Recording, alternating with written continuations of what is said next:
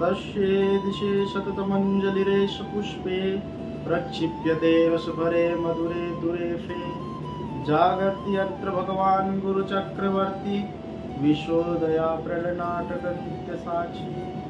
श्री गुरुचरण कमलेभ्यो नमः।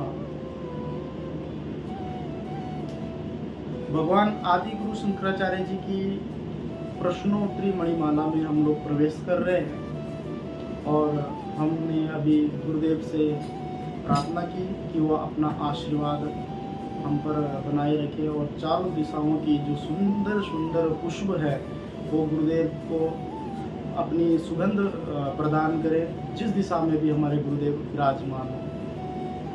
आइए आदि गुरु शंकराचार्य जी की जो पुस्तक है प्रश्नोत्तरी मणिमाला, इसमें प्रवेश करें। ओम शंकरं शंकराचार्यं केशवं बादरायणं सूत्रभाष्यकृतो वंदे भगवन्तो पुनः पुनः। ईश्वरो गुरुरात्मेति मूर्तिभेदाविभागिने व्योमवद्व्याप्तदेहाय श्रीदक्षिणामूर्तये नमः। श्रीदक्षिणामूर्तये नमः। ओम शांति शांति शांति। जो भगवान आदि गुरु शंकराचार्य जी की जो प्रश्नोत्तरी है, हम सभी को वो अपने हृदय में विराजमान करके उसे धारण कर लेना चाहिए।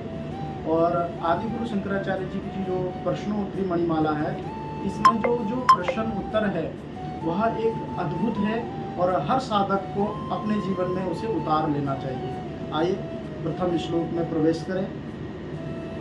अपार संसार समुद्र मध्य समजतो में शरणं किमस्ति गुरु कृपालो कृपयावदेतत् विश्वेश पादम अमुजुदीर्घनौका। यह श्लोक है और इसका हिंदी अर्थ ये है कि आदि गुरु शंकराचार्य जी से उनके शिष्य पूछ रहे हैं, हे दयालु गुरुदेव, हे कृपालु गुरुदेव, हे दयामय गुरुदेव, कृपा करके ये बताइए कि इस भव सागर से पार होने का क्या उपाय है, मुझ डूबते हुए का कौन आश्रय है। तो गुरुदेव जी कह रहे हैं कि गुरु कृपालो कृपया वदेतत् विश्वेश पादम अमुज दीर्घनौका, कि गुरु कृपालु है, दयालु है, उनके श्री चरणों का आप आश्रय लेकर के उनके पीछे पीछे उनके वचनों पे चलते चलते आप इस भव सागर से पार हो सकते हैं। आप गुरुदेव की शरण में जाओ। और दूसरा जो अभी श्लोक है वो इस प्रकार से है।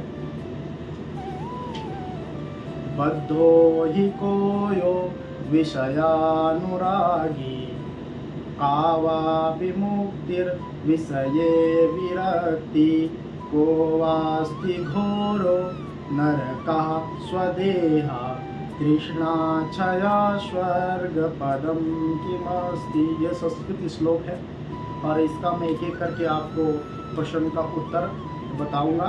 इसी श्लोक में प्रश्न है, इसी श्लोक में उत्तर भी है। तो सबसे पहला जो प्रश्न है, बद्धो हि कोयो विषयानुरागी, वास्तव में बंधा हुआ कौन है।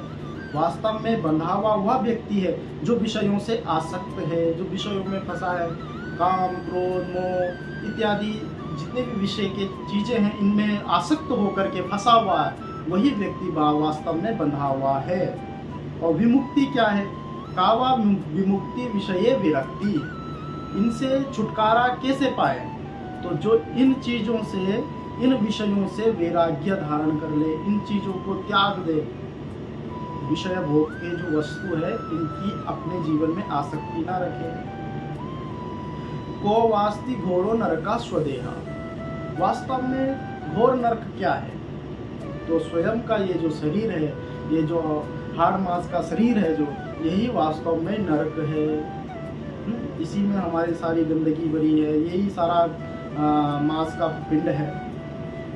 और तृष्णा छया स्वर्ग पदम की मस्ती,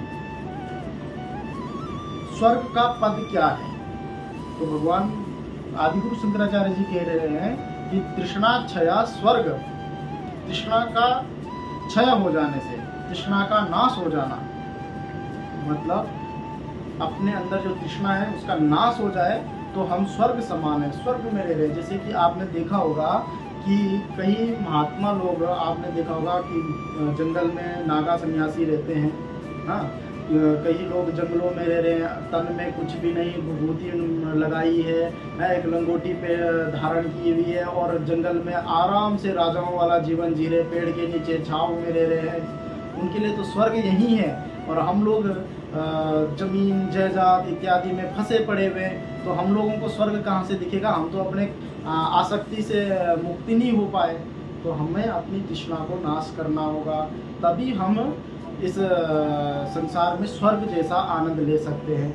आज के लिए इतना ही, 2 श्लोक आपको बताए हैं, इन 2 को आप याद करें। मैं इसका आपको लिंक भी दे दूंगा इस पुस्तक का, आप इस पुस्तक को भी पढ़ सकते हैं और सभी प्रश्नों को आप अपने जीवन में धारण करें। ओम नमो नारायणाय।